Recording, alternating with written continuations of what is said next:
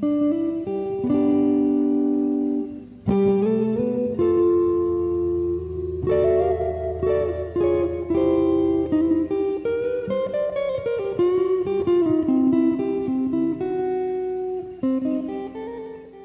everybody. Welcome back to Mary Bird's Backyard Garden. I'm Jeff. And as usual, I'm Mary. Well, you are the Mary Bird. Let's just be honest, not as usual. As usual. You are the one, the only Mary Bird. Caw-caw. Hi, Mary Bird. Hello, Jeff. How's it going? Allergy season in Texas. Whoa. Crushing it's been incredible. Crushing. Just the past few days. It's killing us. Gets everybody here in Texas. Mandus, one of our kids said they saw the cottonwoods floating around. That could be a big problem. It could be. You know what? I don't even look anymore because it's something. It's always one thing or another. Mm-hmm. It's a grumpy Jeff today. No, I'm just kidding. I don't like the allergies. So my voice is a little allergied. A little allergy, little sinus headache. There you go. You know. What a day. What a day. But we're going to have fun here at Mary Bird's Backyard Garden today. We got some cool stuff for everybody. I mean, the rain kind of passed over, so now what are you going to have? You got to have something to talk about. Yeah, you got to have sun. And, yeah, come on. We're old. We got to grump about something. No, I'm just kidding.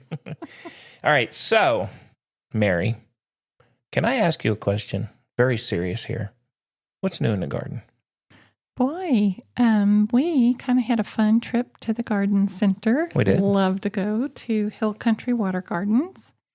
And we ended up with an unusual planter. We did. Yes, we did. I've never seen these before. Have you? Do you remember ever seeing these? I've never seen them. Yeah? No, I've never seen them. No. But they are I'm laughing because of what it is, but yes, you're correct. Well, we brought home a rock. It's a rock. It's a giant rock. It is. It's a huge, giant, almost impossible to lift rock. It is. It is. But it's a planter. It is. They kind of made an area in it, and it has a drain hole in the bottom. Mm-hmm. And it's a planter, and it's really cool looking. It honestly looks like a rock. There's a company called Big Bend Stone out of Terlingua, Texas. Is that where it's from? It's from Terlingua, and the planter's name is a tinaja, which is Spanish for stone basin. Yeah. It's pretty cool. It's pretty cool. Yeah. I would have thought it would have been made from limestone, but according to this, it's not. It's made from a volcanic tuff stone. Mm-hmm. Yeah. I think limestone, though, I think if you tried to, bore it out, I think it would just start breaking. It would shatter. Yeah. And the water would probably erode it. Yeah. Very easily. Yeah. No, this one, I mean, it's not a giant rock. But it is, I'm going to be honest, it's for what it is. It's a pretty big rock. It's pretty stout. And it's pretty cool. But it is hollowed out very nicely. So the great thing about it is it's not going to be affected by freezing. No. And it's a rock. It's really, really good for succulents and cacti. It'll drain super easily. It's naturally porous. And time is not going to age it. Like the sunshine on some of our planters just decimates them, but not this. It's going to be beautiful. And we didn't even get the largest one available. Oh no, they have big ones. We got a little decent sized one. We got one we could carry. Yeah. Well, you could carry. But I know you said it's not going to be affected, but let's be honest. It's a rock. It's a rock. It's just a big rock that they got hollowed out and put a hole in the bottom. It's a beautiful rock. It is cool looking. I have to say, I'm pretty excited Yes, about it. We were excited, surprisingly. I don't know what else to say. It's a rock, and we liked it, and what the heck. We liked it. So we got it planted up, right? Yes, we do. We put in a succulent, one that would be really good in full sun. Yep. And we got some help from one of the representatives at the garden center because originally I had picked up some hen and chicks and I thought they would be fabulous in the full sun. And he said, no, you might want to rethink that. And so we went with a different one. And yeah, it looks super duper cute. It does look like nice. it. It does look nice. But I do have to say, we had the hen and chicks, and we were walking around with the rock, the hen and chicks, and you're going to talk about some of the other stuff. But and so when he said that, Mary said, "Okay, well, let's go put this back." All right, we'll go put it back, and we picked out another one. And then we're walking around, and she goes, I think I still want the hen and chicks. I was like, okay, why'd we put it away? We But brought that one home. we got the hen and chicks too. So I'm excited about it. we got them all. Yeah, it's cool. I like the rock. The rock is actually, honestly, if you get a bigger one, we have it kind of on our deck on a stand there, but and it would look good in the garden because it is big enough. But they have some pretty big ones that would look kind of cool out there. Absolutely. Yeah. And some of them are not hollowed out. I think they're for bird, maybe waterers. Oh, okay. Maybe they don't have the drainage hole in the bottom. Interesting. But, yeah. I wonder how hard it would be to cute. make one out of a rock. Probably hard. Probably not if you have the right tools. Yeah, Hollow out the right sort of drill. Yeah. And you know what? We struggle with rocks in the ground enough. I'm not doing it, just FYI. I'm just curious. I think someone could. I think the main thing would be not to drill too low to the ground because you would crack the rock. Yeah. Interesting. It's an interesting thought. I wonder if they have to use water while they're drilling.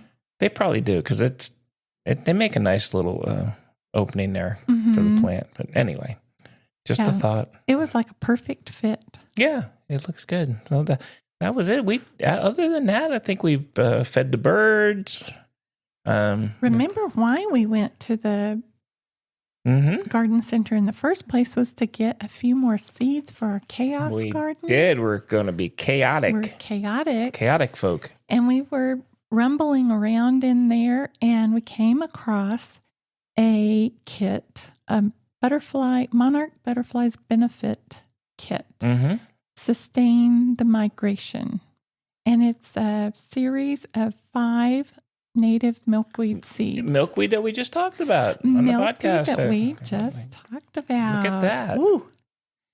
And it's got antelope horns, which is one that I am really excited about. It also has green milkweed. I'm sorry, not snowy milkweed. Showy milkweed. Swamp milkweed. And another one that I really have to look up called a butterfly weed or Asclepias tuberosa. I got to look that one up. I did not remember that from last time, but I think what we're going to do is split the kit a little bit and save some for next spring and see if we could plant some out this fall. There you go. Let's get crazy. Let's get chaotic. Chaotic. That's going to be fun. Because we're like the cool kids now. We're doing chaos gardening. Let's do it. All right, cool. We have a Seminole pumpkin growing in the back. We do. In the kitchen garden. I do like that. I do too. I think that's pretty cool, actually. He's doing orange. good. Yeah, it's doing good. I know. Very it's nice. Going to be ready. All right. Ooh, I love it. Other than that, I think we just, we had some family fun times, and so I think that's what we did. That is what we did in the garden. We kind of just enjoyed it. My goodness, we have been watching the birds. That's another thing that has been amazing. Yep. But, and that's what we've done in the garden. Okay. Well, then I have to ask, Mary, I know you've been doing your diligent research. What is the first topic of today? Well, it is a plant that, frankly, I really didn't even know existed until I read an article in the Central Texas Gardener. And I'm sorry, please excuse me, the Texas Gardener. Oh, okay. Pardon me. All right. The article is titled Mad About Mangaves, and it's written by Keith Hansen. It's a great article if you're able to get your hands on the Texas Gardener magazine. I recommend it. And so I went down the research path. You did. It's very unusual plant, and it's also a very recent plant in history. I'm sure that in nature this has happened plenty of times, but within the scope of us noticing, it's a very recent cross between a Manfreda and an agave. Okay. Very, very interesting, right? So in Hempstead, Texas, and this was like in the late 1990s, there was a nursery called the Yucadoo Nursery, which is now closed. Anyways, they would travel into northern Mexico and across the southern part of Texas, and they would gather these little plants called Manfreda, which I'll describe here in a minute. And a Manfreda is sort of related to an agave, distantly related. They are native to Texas, Mexico, and Guatemala. And what they have is they have pliable leaves. They're softer. Their thorns are not predominant. They don't have that spiky tip on the end of it. The leaf is sort of, I would describe like leatherish, I mean, they come in such a wide variety of forms, but that's one thing. And they're sort of smaller overall. And they bloom more often than the agave. And the thing about them is that their leaves are so distinctive. They're beautiful. They're purple. They have rich coloration. They have spotting. Sometimes they have striping, and sometimes they have waves on the margins of the leaves. And so these little plants are also herbaceous, which the way I understand that description is that if we have a very cold winter, it'll die back to the ground. You'll remove the growth that's died back, and the next spring it comes back from the roots. So it could be deciduous that way, or it could be a little plant that if you're far enough south in a warm zone, it could be evergreen through the winter, loosely winter. And they are also characterized by having rapid growth. They do love the sun, and as long as the soil drains well, they like a little more moisture than an agave. So those are some descriptions of a Manfreda, which I had never heard of before, and they are cute. Let me tell you, they are so cute. I really got excited about doing this research. And so the Mangave, and that is how you pronounce it. Some people have pretty funny ways of saying that, but anyway, the Mangave's other cross is an agave. And we know your classic agave is the century plant. And if you think about it, it has very structural or architectural form. The leaves are not easy to bend, and the thorns are very sharp. They are, wow, they're sharp. And they also have thorns on the margin of the leaves. And so they have a slow growth, and they bloom very far into their life cycle, like between 10 to 25 years. And then the main parent plant dies, and the pups take over growing.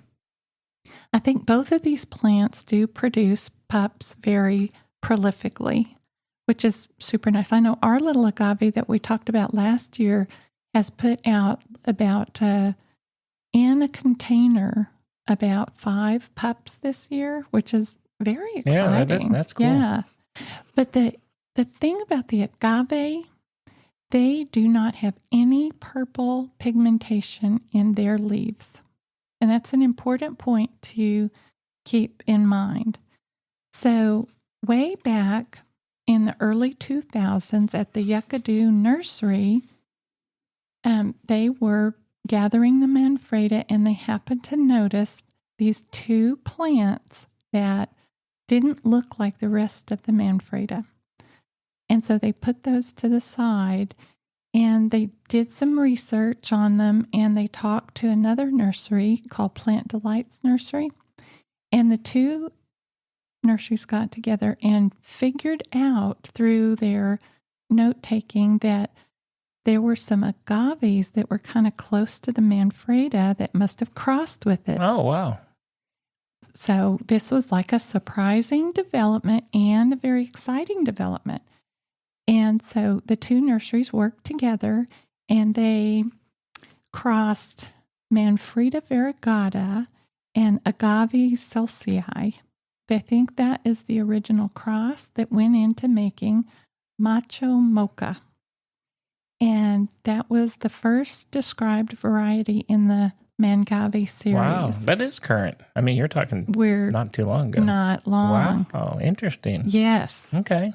But the interest in this, of course, it's very exciting because I do think the purple coloration, the spotting on the leaves, that's another thing is Manfredas have such distinctive markings, and it comes through in the Mangave plant. And so I think people got super excited about it, and they've really been working to develop a wide range of varieties. Today, we have a wide range that you could go out and look for. And the interesting thing is that, like the first crosses were one Manfreda and one Agave. But the later crosses might have 2/3 Mangave and 1/3 Agave, leading your plant to have more characteristics like the Manfreda. And they could also go the other way. They could have 2/3 Agave and 1/3 Manfreda, leading to more characteristics like the Agave. Why would the Agave why would that kind of be really looked on with favor? Well, one of the reasons is because agaves have a wide range of distribution, and you can find them hardy up to as far north as North Texas.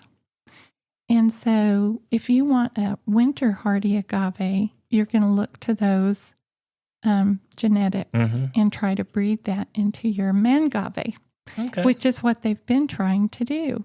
And you could get Mangaves that have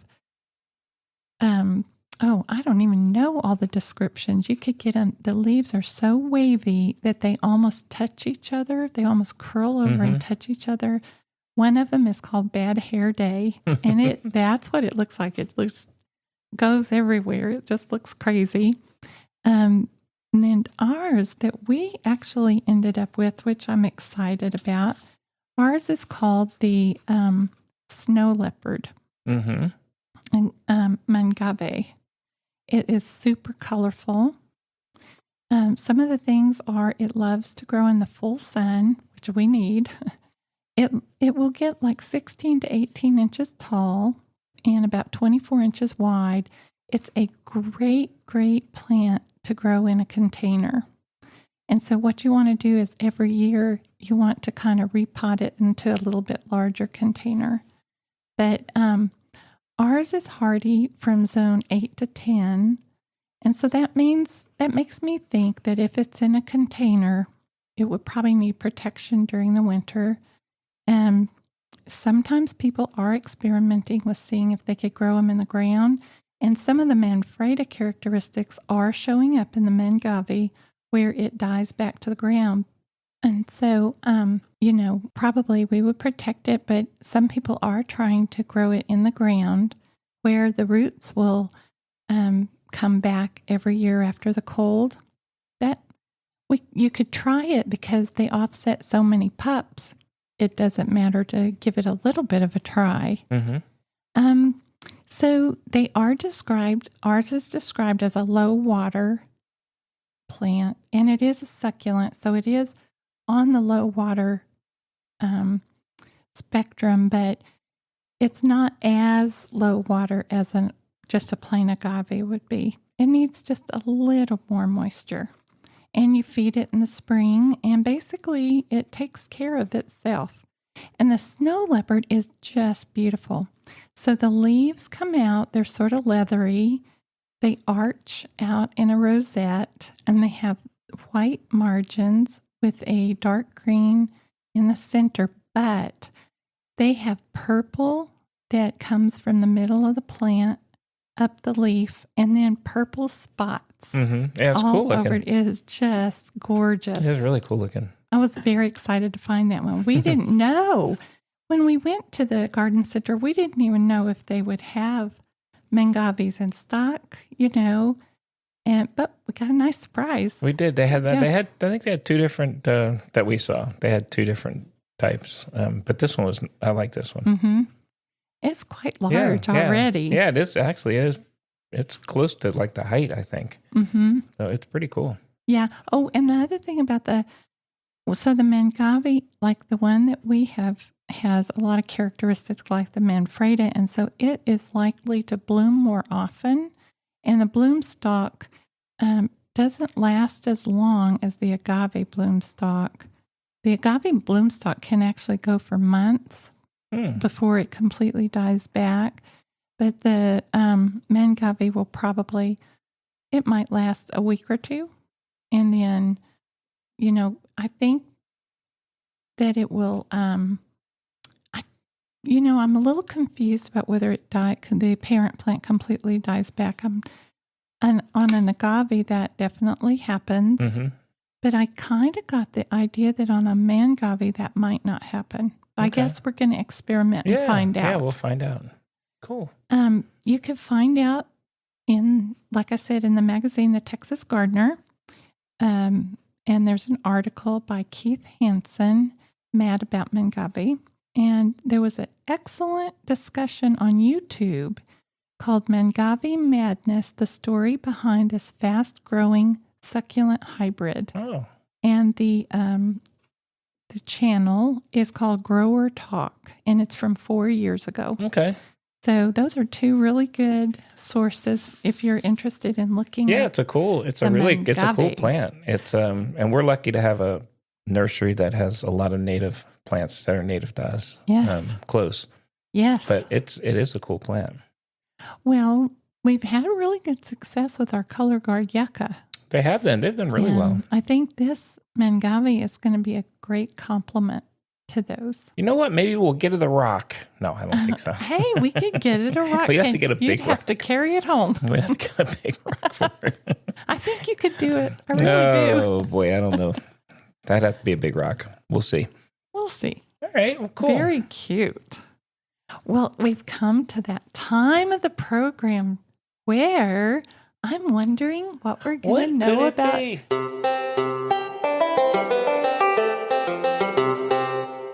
Well, Mary, welcome to Jeff's Corner.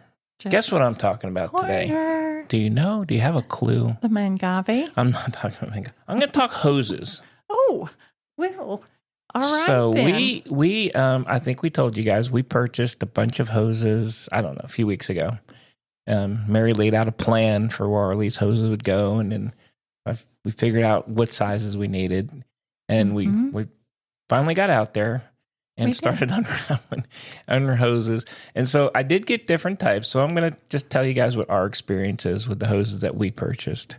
And then, of course, you might have a totally different experience. Mm-hmm. But the types of, I'm big on going out. I do a lot of, try to find as much information on them before we purchase anything. It's just fun. I go out there and do a lot of research. And so I did try to find some that were light, that, not big, heavy hoses, that were, had good reviews and, from several sites. Watched a lot of YouTube, guys and women that were testing them. And then kind of made a decision based on how long a hose we needed and where I thought it was going to go. And so ended up with 3 different brands. Mm-hmm. We got a Flexzilla hose, which is like a lime green hose, which is cool. We got a few 0G lightweight garden hoses. And then I also got some Rain Point garden hoses. So I'll start with the Flexzilla hose. So the Flexzilla hose is actually a really cool hose. Mm-hmm. It looks like when you're kind of unraveling it and you're using it, it looks like it's going to kink, but it actually, when you kind of pull it, it unkinks itself. So they don't actually ever stay totally kink. The one thing I will say that I'm probably not as thrilled in, the attachment to the hose, it's a plastic, seems to be a plastic attach where you attach it to the spigot.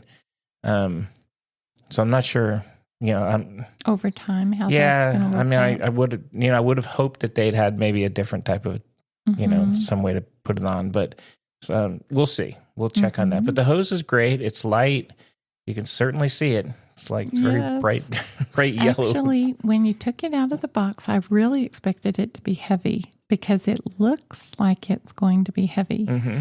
But when I was using it, it's not. No, it's not bad. Yeah. It's not bad at all. So we bought a 50-foot Flexzilla garden hose, and that one's working great. Mm-hmm. I think Mary's been using it, and all good with that one. The other ones I bought were I bought 2 Rain Point garden hoses, which they're a little bit they're not as light, and the reason was because those weren't going to move around as much. They were going to be, more kind of stationary. Yeah, more stationary. Mm-hmm. So I used one of them to run to our kitchen garden. That's not it. It's just basically is there to supply the water, and it's not, we're not carrying it around. And the other one I got was for the front of the house because it's really just going to be used, for, the cars or anything we need to do in the front. So those actually came out really good. They are a little heavier though. They're heavy duty hoses, and they're, I don't know that I'd want to drag those around every day, but they're very good. And then the 0G. So if you guys go out there and you look at the reviews on hoses, you're going to see the 0G it's a top hose pretty much everywhere. And I bought 2 100-foot ones and 1 50-foot. And I will say this, and I don't, the only disappointment I had, we had the 2 100-foot ones we used right out of the box, and they both had holes in them, which was kind of a bummer, to be honest with you.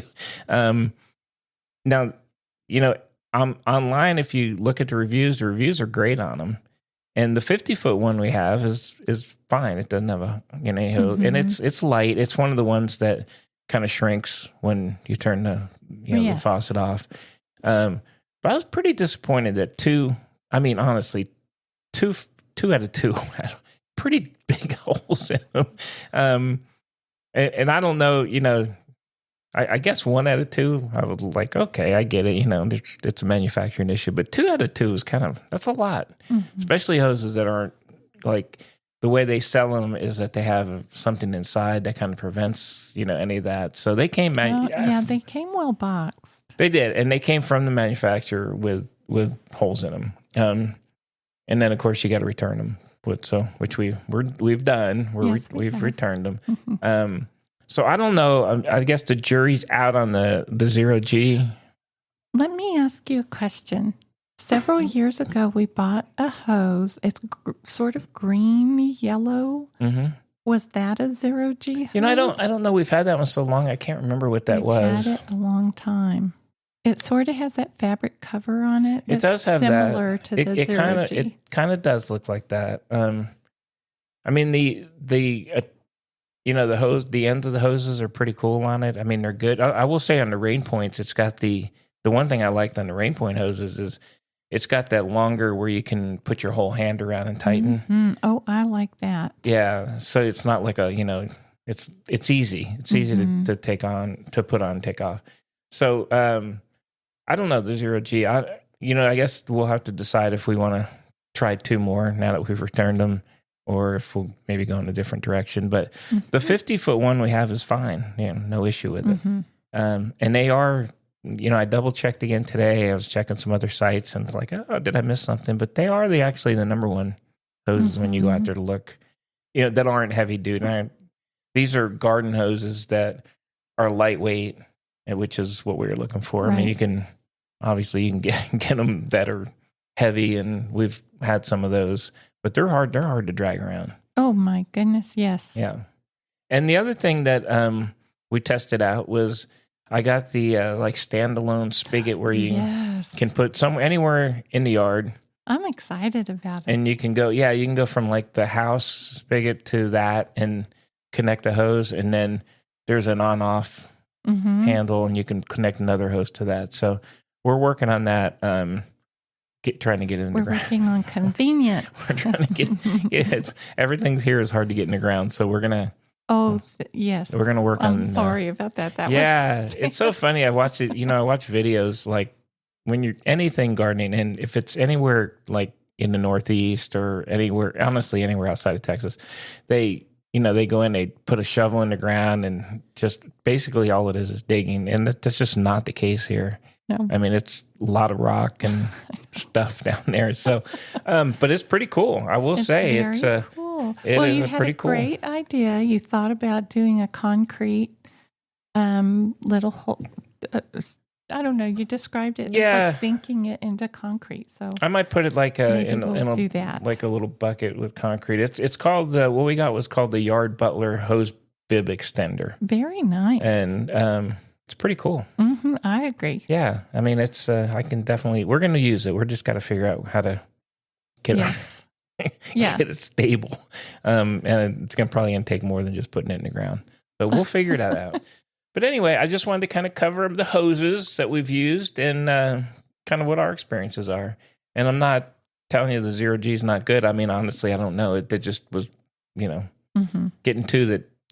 The biggest deal is their 100-foot hoses. And when they come, of course, you have to test them. So you have to unravel them. And, 100 feet, I don't care if they're lightweight or not. It's still 100 feet of hose. And then to have two of them where you got to go, then you got to go box them back up, put them somewhere. You got to take them and return them. So we've did that. But we'll see. We'll get our credit back, and then we'll go from there and see what we get next. But correct. I do have my eye on one. For the deck. Now this is just for the deck. Oh, that is an issue because either we have to drag a hose all the way over the deck, over the planters. We can't get it around stuff. So I have one that I'm looking at that we can attach to we have a spigot that's right at the end of our deck. It's called a coil hose. Mm-hmm. And it's I'm thinking about getting a 50-foot one that would be long enough to get from the deck and do all the decky stuff and the porch and stuff. And it coils completely back up. Oh my! And I think these are good for that. If it's not going to have an enormous amount of pressure, so this isn't going to be the hose for this. But for us, I think it's going to work. So I think we may try that one, and I would applaud that. Yeah, we'll give that one a shot, and then we'll have one because you're right. We're trying to take the big hose and all over the place, and this was the plan was to have one that would go, that we would use up there anyhow. But I think this might. I don't know. Try it. Might prove wonderful. Gosh, I hope it doesn't have a hole in it. We'll see. It's a bummer when you're out in the yard and you're doing all that work, and it's like there's no pressure, and then you look and there's this. They had big holes in them. They weren't just leaking; they were like giant holes. But thankfully, the company does have a policy where they'll take them. Company's great. Back. Yeah, the company's great. I mean, I did call their customer service and stuff, and they're really good about it. But and that's not, Yeah. And that is a plus. I hear your disappointment. But oh gosh. Anyhow, that was Jeff's corner. Was hoses, the exciting, fantastic, fun world of hoses. Hoses, which we all use. Yes. I know it is. Watering is actually a great portion of the time. And sometimes it's wonderful to get out there and hand water. I don't mind it at all. But when I'm in a rush to get everything done and I feel time, it's just so nice to have the convenience factor of having something to hand where you need it when you need it. Yeah. And that's what I think we're trying to accomplish with the hoses. That's still the plan. That's the hope. That's still the plan. We'll let you know how it goes. You should have seen Jeff's face. I do have to tell this little story.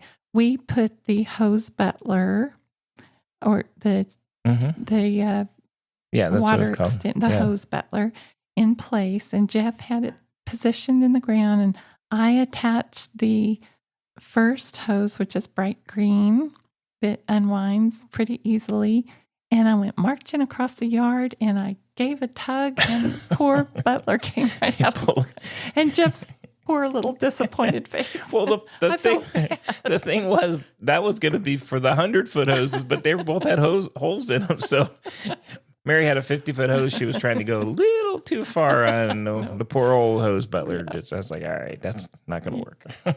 We'll get it fixed. We'll figure it out. All right, that's all I had. I applaud you once again. Yeah, for interesting Jeff's Corner. We'll get it's all in the adventures of the garden. Yeah, we'll figure it out. All right. Well, what else do you have for us today? Recently, I was at the bookstore, as I am wont to do, and I ran across a little bargain book called Small Space Garden Ideas, and it's written by Philippa Pearson, and it's produced by DK, or, published by DK. And inside this book, I had something that caught my eye and decided, I think I said last week that we were going to give it a try, and we did. Well, we actually gave it a try this morning, but that's okay by me. They have in here instructions about how to make a Kokedama. And so it caught my eye. That's new. That's a new word. What is that?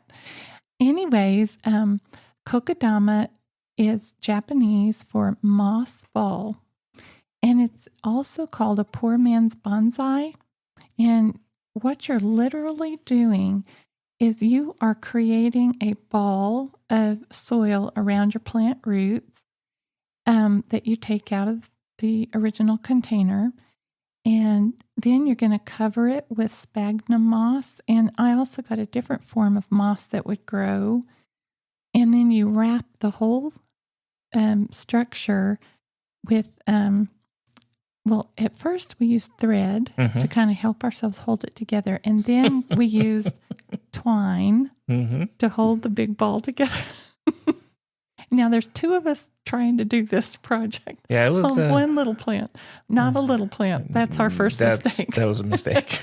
But anyways, and what happens is the moss will grow and green up around your plant, which you're either going to suspend, you could hang them, or you could place them on a shallow dish or, a tray, something decorative to highlight the Kokedama. And they're very beautiful. I found pictures of them everywhere. It's spelled Kokedama. Now, Jeff and I were doing our la-di-da. We went out to get a plant, and our local grocery store had some plants on clearance, and we picked up one it's sort of like a fern.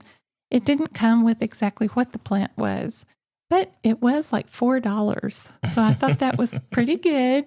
And it is sort of like a fern type plant or an indoor house plant that you would grow. The problem that we discovered when we began to make the moss ball is that the moss balls that are shown probably at the largest are probably 6 inches. But our moss ball... It was huge. It was gigantic. Huge. It was really hard to Can't get. even describe to you. And we're mashing on it. We're mashing the thing around the plant roots. Well, you take the plant out of its original container that it's growing in, and you are supposed to take away the soil that's on the plant, and you mix up a mud type thing with a potting soil, a good quality potting soil, and I used Kokedama, which they recommended in the book for you to use, which is actually bonsai soil.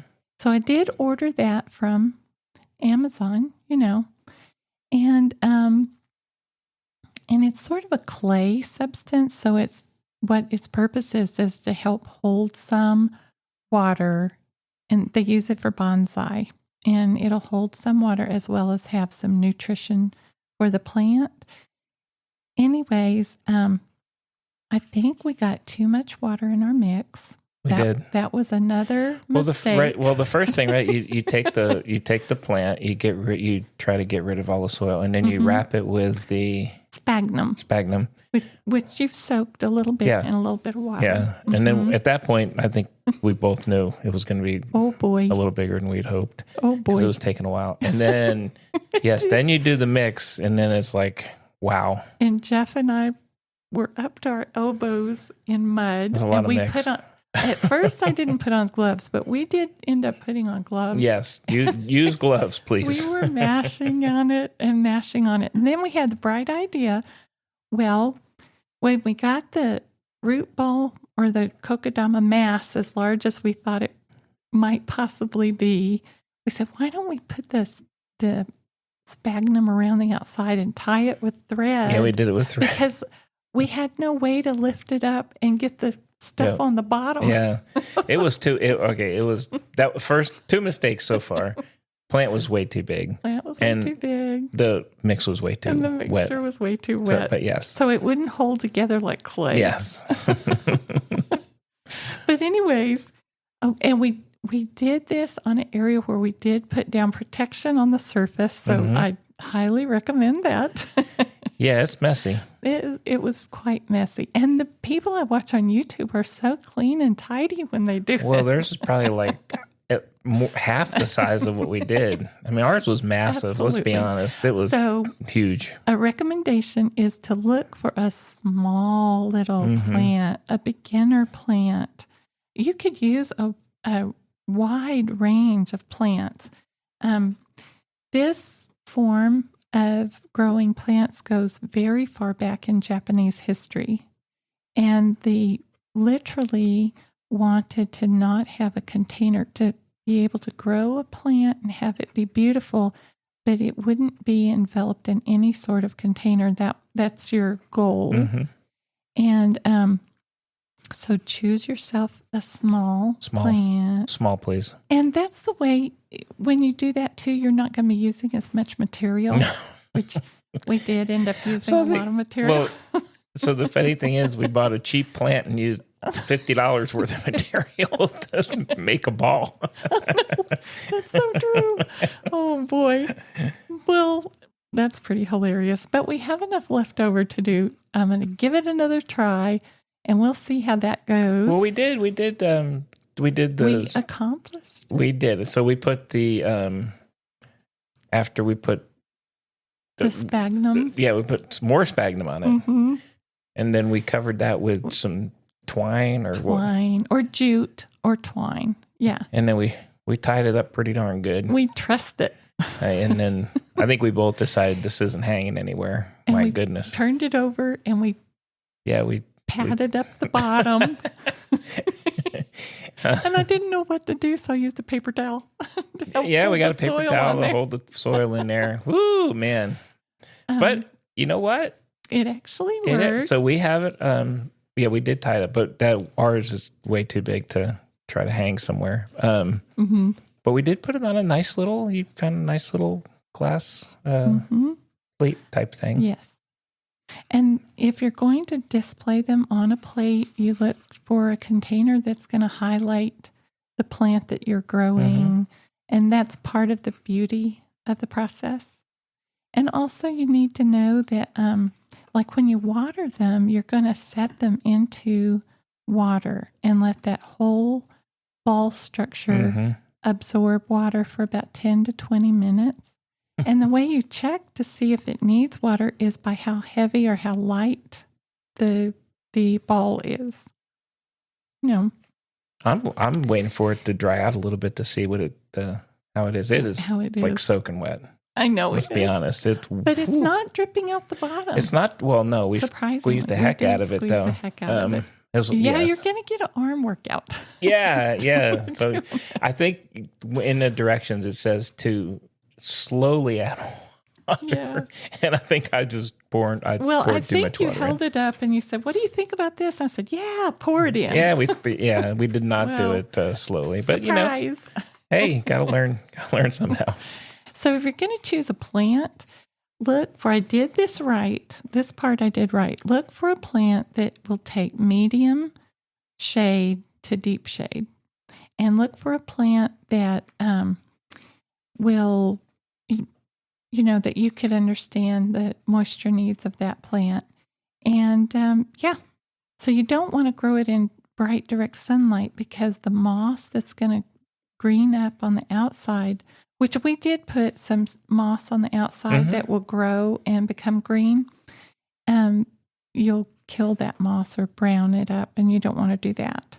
So look for medium to full shade plants. You can grow these outside. You could also grow them inside. They do very well hanging in front of a window. And, depending on the type of plant you have, is going to, however you're going to be able to feed it. You could feed it in the water that you're soaking it in if you need to. Put a little diluted plant food in there. And yes, I'm excited about it. It was fun, but I will say we tied that sucker up. Man, it's strapped in. I got 600 feet of twine, and I might have 300 left. Because we couldn't. There was no way to get it without it falling apart. So we had to. It was funny. We tied it. Anyway, it was a good experiment for our first one. Mm-hmm. And it looks, honestly, it's just big. It looks good, though. I had a lot of fun doing that project with you. Yeah, it was fun. That was a lot of fun. And I ran across this one description.